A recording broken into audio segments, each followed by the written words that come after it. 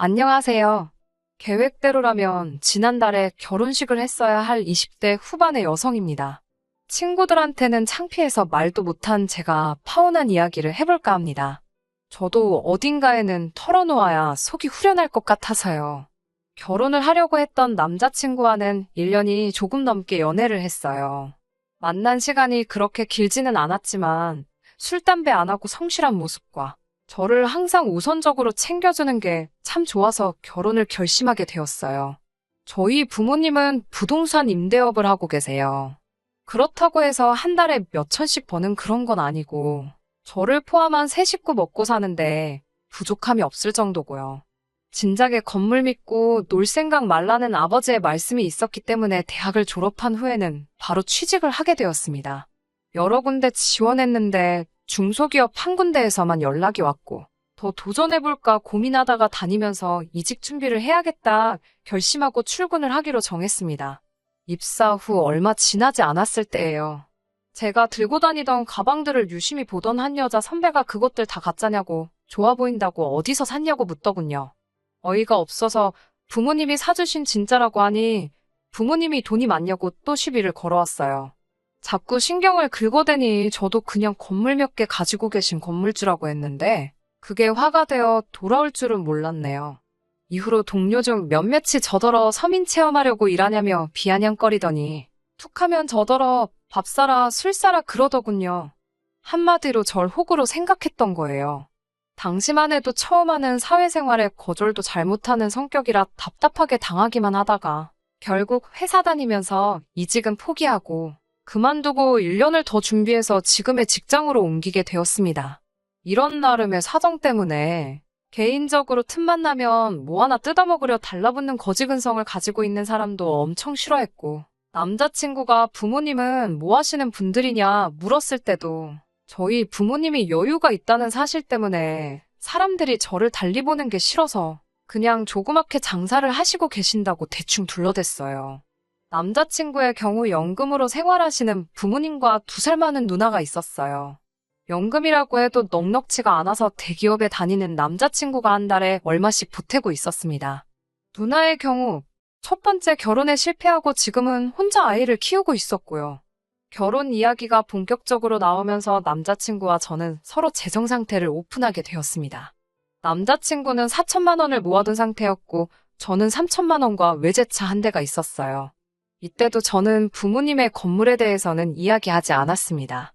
제 남자친구가 그럴 사람이 아니라는 건 알지만 그래도 혹시나 김칫국이라도 마시면 서로 불편한 상황이 될 수도 있으니까요.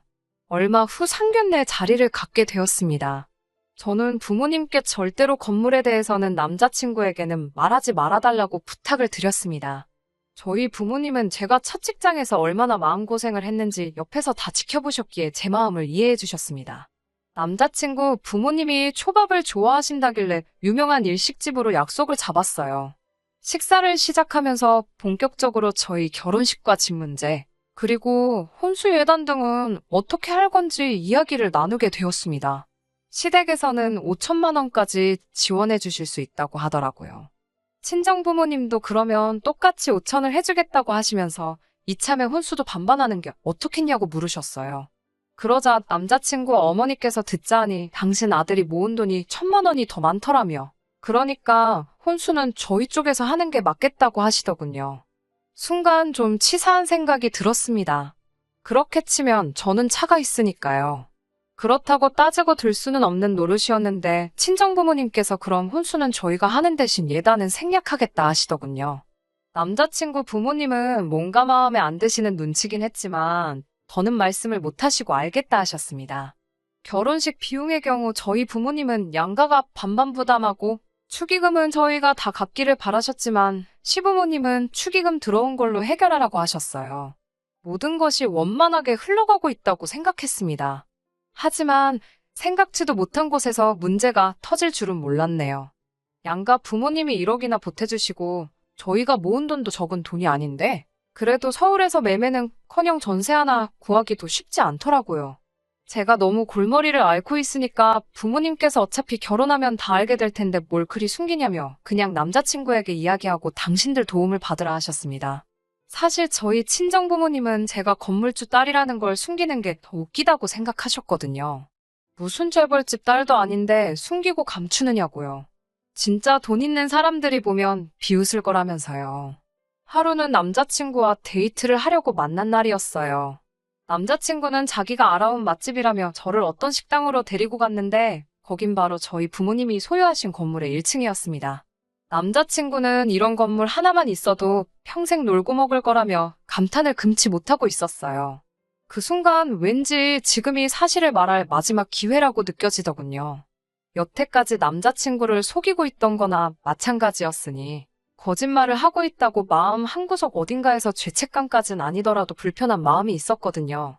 전 별일 아니라는 듯이 사실 이 건물이 우리 부모님 건물이야라고 말했습니다. 남자친구는 깜짝 놀란 얼굴로 진짜냐고 묻더라고요. 저는 이거랑 건너편에 있는 거 2개, 그게 전부라고 했습니다. 순간 저만 느낀 건지는 모르겠지만 남자친구와 제 사이에 불편한 정적이 흐른 것 같았어요. 몇 초간의 시간이 흐른 뒤 남자친구는 저더러 알고 봤더니 능력자였네라면서 너는 참좋겠다고 연신 부럽다는 식의 이야기를 건넸습니다.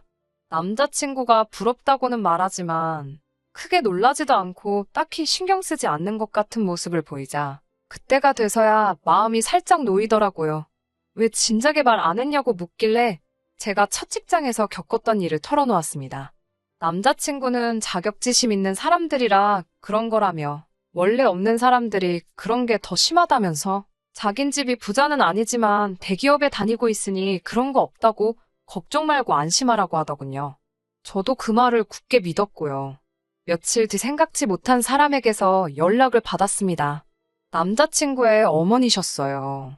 시간 되면 한번 만났으면 좋겠다 하시면서 남자친구한테는 말하지 말라고 하시더라고요. 무슨 말씀을 하시려는 건지 도무지 짐작가는 바가 없어 긴장이 많이 되었습니다. 퇴근 후 차를 끌고 알려주신 장소로 향했어요. 도착하니 남자친구의 어머니와 누나가 같이 나와 계시더군요. 누나는 저를 위아래로 훑어보더니 어쩐지 비싼 티가 나더라니 부잣집 딸은 다른 애라며 웃더라고요. 칭찬인지 비꼬는 건지 알 수 없는 표정이었습니다. 그러더니 옆에 심각한 표정으로 남자친구의 어머니가 절 바라보고 계셨어요. 그러더니 본론만 말씀하시겠다며 왜 부모님이 무슨 일 하시는지 제대로 이야기를 안 했냐고 물어보시더군요. 달리 드릴 말씀도 없고 해명할 일은 아닌 것 같아서 죄송하다고만 짧게 말씀드렸습니다. 그런 와중에 신우는 테이블 위에 올라와 있던 제 차키를 보더니 그럼 차도 부모님이 사주신 거냐고 묻더라고요. 나중에 자기 빌려 타도 되냐면서요. 보다 못한 남자친구 어머니가 옆에서 헛소리하고 있을 거면 나가 있으라고 언니한테 한마디 하시더군요. 남자친구 어머니께서는 당신들에게 5천만 원이 얼마나 큰 돈인 줄 아냐면서 그래도 아들이 장가간다 하니까 있는 돈 없는 돈 다 끌어서 보태주겠다 하신 거라 말씀하셨습니다. 그런데 저희 집이 그렇게 잘 살면 굳이 당신들 돈까지 가져다 써야 하냐고 물으시더군요. 생각지도 못한 말씀에 당황스러웠고 저 혼자 결정할 일도 아니라서 일단은 부모님께 여쭤보겠다고 했어요. 남자친구 어머니께서는 야속하게 생각하지 말라고. 그렇지만 어차피 한 가족이 될 건데 없는 사람 주머니 다 털어가면 너랑 너희 부모님 마음은 편하겠냐며 한번 잘 이야기해보고 연락 달라고 하시더군요. 집으로 돌아오면서 남자친구 부모님의 말씀을 곰곰이 곱씹어보는데 이해가 가면서도 어이가 없기도 하고 여러 가지 감정이 들었습니다. 저는 일단 남자친구랑 이야기를 해봐야겠다 싶어서 전화를 걸었어요. 남자친구도 누나한테 들었다며 이미 제가 어머님이랑 만난 걸 알고 있더라고요. 부모님께 뭐하러 말씀드렸냐고 하니 자기는 며느리가 부잣집 딸이라고 하면 좋아하실 줄 알고 별뜻 없이 이야기한 거라며 저를 난처하게 할 줄은 몰랐다고 사과를 하더군요. 저는 남자친구에게 어떻게 했으면 좋겠냐고 하니 자기도 잘 모르겠다고 하더군요. 5천만 원이 자기 집에서 정말 큰 돈은 맞고 벌써 신우가 그럼 자기 재혼할 때는 얼마 해줄 거냐고 따지고 들기 시작했다면서요. 남자친구는 자기도 자기 가족들이 이렇게 나올 줄 몰랐다. 제가 첫 직장에서 있었던 사연을 알고 있고 그런 사람들을 어떻게 생각하는지도 다 알고 있다면서 일이 이렇게 되어서 면목 없다고 원한다면 헤어져 주겠다고까지 말을 해왔습니다.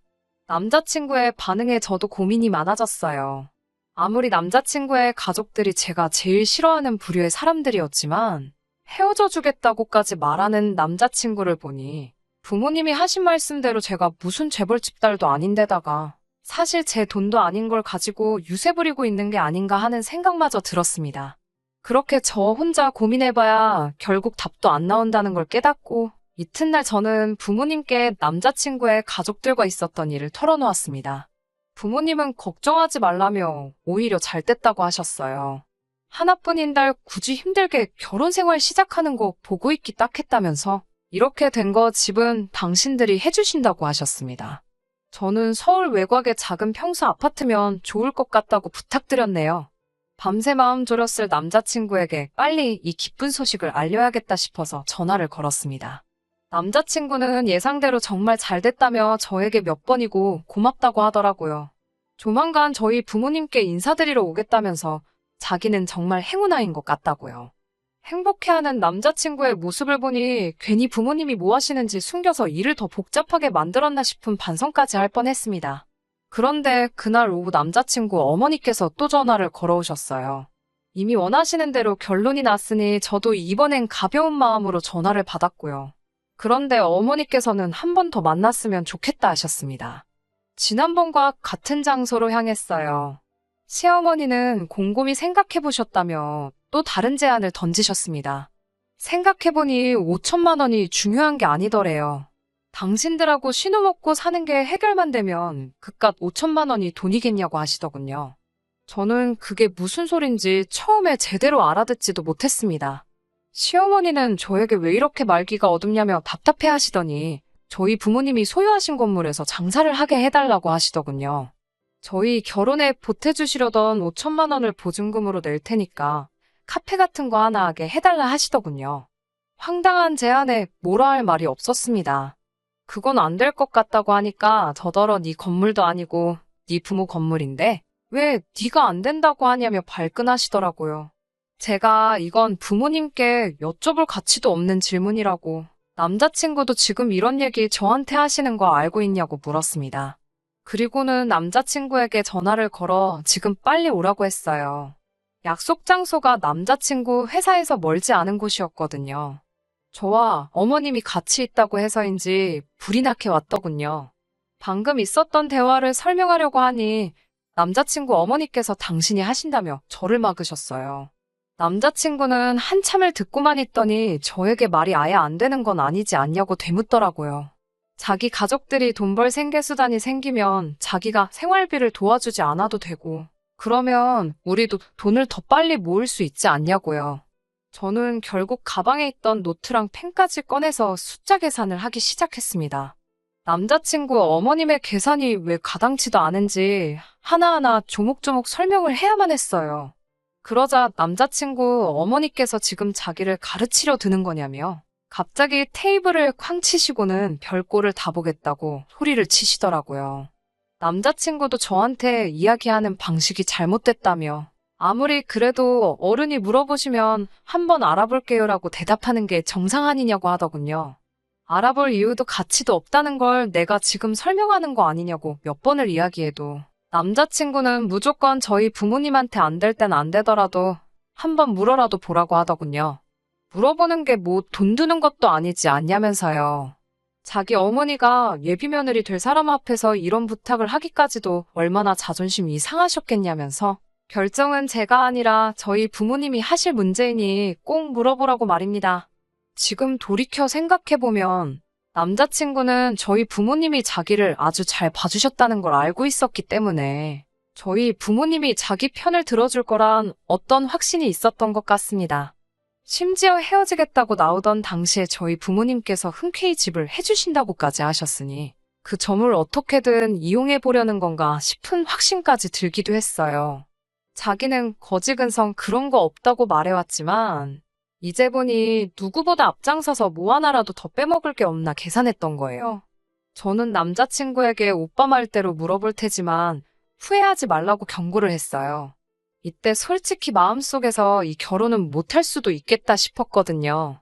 그리고 부모님께 다시 이 이야기를 하니 부모님께서도 하나를 해결하면 또 하나가 새로 튀어나온다고. 솔직히 장사하게 해주는 건 어려운 일이 아니지만 보아하니 이것도 해준다고 하고 나면 다음에는 또 뭔가를 해달라고 할 것 같다 하시며 이 결혼 꼭 해야겠냐고 물으셨어요.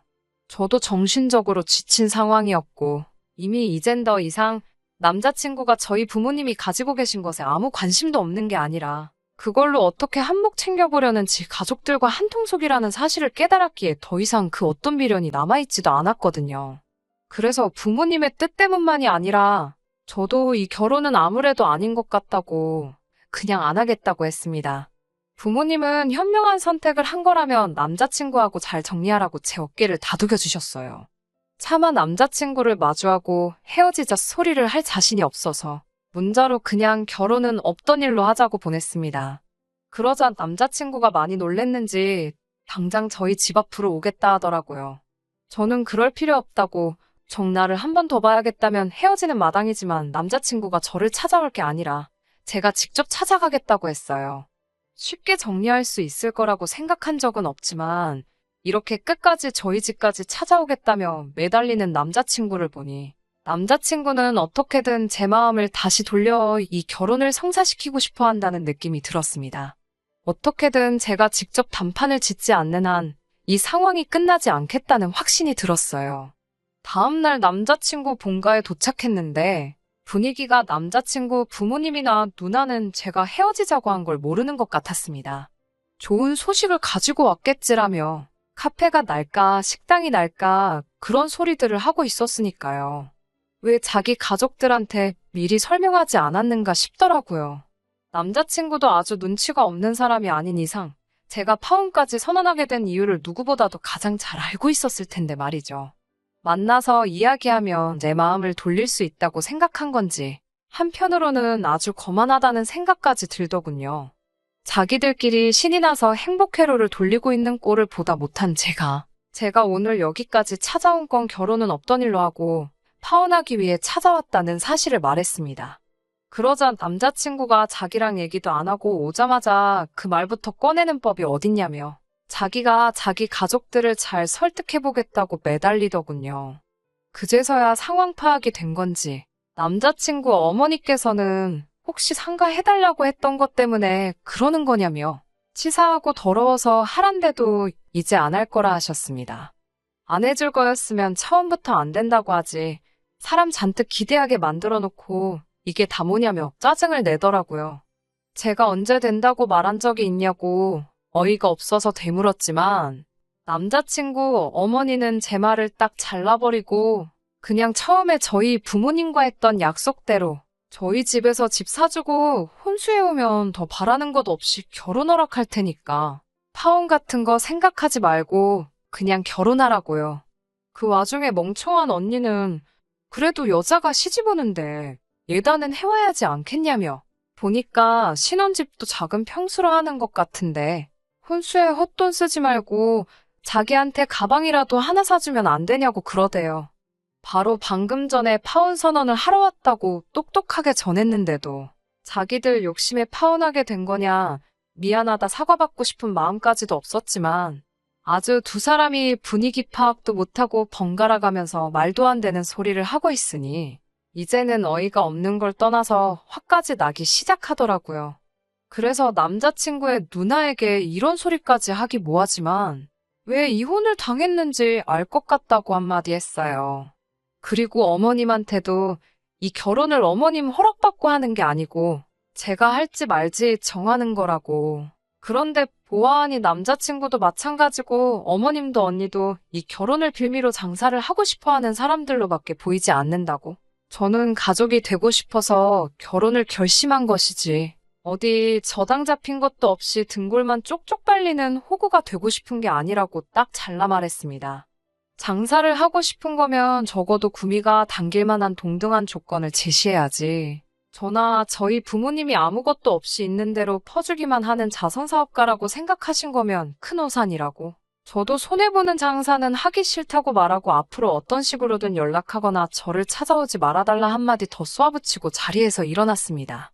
남자친구 어머니는 자존심이 상한 건지 저보고 말하는 꼬라지 좀 보라고 하면서 제가 마음을 고쳐먹고 다시 결혼해달라고 찾아와도 허락해주지 않을 거라고 호통을 치시더라고요. 그래서 저도 그게 제가 바라던 바라고 그럴 일은 절대 없을 테니까 안심하라고 웃으면서 한마디 해주고 집으로 돌아왔네요. 두 번의 기회는 없을 거라고 큰소리치던 어머님의 말과는 다르게 남자친구는 끝까지 제 마음을 돌리려 애를 쓰더군요. 제가 다니는 회사까지 찾아오고 퇴근 시간 맞춰서 저희 집 앞에서 저를 기다리고는 제가 자기 인생의 동아줄이었다는 둥, 희망의 불빛이었다는 둥, 통하지도 않을 헛소리를 하면서 계속해서 저를 찾아왔습니다. 이래서 뭐가 달라지겠냐고, 오빠네 어머니가 한 말이 기억 안 나냐, 어차피 이제는 어머니가 허락을 안 해주실 거다 했더니 가족들하고는 연을 끊을 테니 자기와 다시 시작하자고 아주 구차하게 매달리더군요. 내가 대체 뭐길래 가족들하고 연까지 끊냐고, 그럴 필요 없다고, 오빠야말로 집안의 기둥 아니겠냐고, 온 가족이 오빠만 바라보면서 사는데 남이 집 기둥 뽑아가면서까지 결혼할 생각 없다고 빈정대면서 몇 번을 찾아와도 마음 돌릴 생각 없으니 그만 가보라고 남자친구를 보냈습니다. 이런 식으로 자꾸 찾아오는 것도 불편하니 한 번만 더 찾아오면 저도 그냥은 넘어가지 않겠다고 으름장을 놓으니 그 뒤로부터는 찾아오지는 않았지만 날이면 날마다 저에게 마음이 좀 누그러졌냐며 연락을 해오길래 과감하게 제 연락처까지 바꿔버렸어요. 그리고 얼마 뒤에는 회사도 그만두었습니다. 머리도 식힐 겸 당분간은 여러 가지를 배워보며 제가 하고 싶은 일이 무엇인지 찾아보려고요. 부모님은 당신들 능력 닿는 만큼 제 뒷바라지를 해주시고 싶으시다며 하고 싶은 게 있으면 도전해보라고 절 응원해 주셨어요. 저도 마음가짐을 고쳐먹었습니다. 이렇게 좋은 부모님 밑에서 잘할 수 있는 행복을 감사하게 누리는 쪽으로요. 더 이상 저희 부모님이 건물 두 채를 가지고 계신다는 사실을 숨기지는 않으려고요. 다음에 만날 사람은 적어도 저나 저희 부모님이 가진 게 어떤 건지 미리 알고 있어도 그것에 욕심부리지 않는 사람이었으면 좋겠네요. 끝까지 들어주셔서 감사합니다. 오늘의 사연은 여기까지입니다.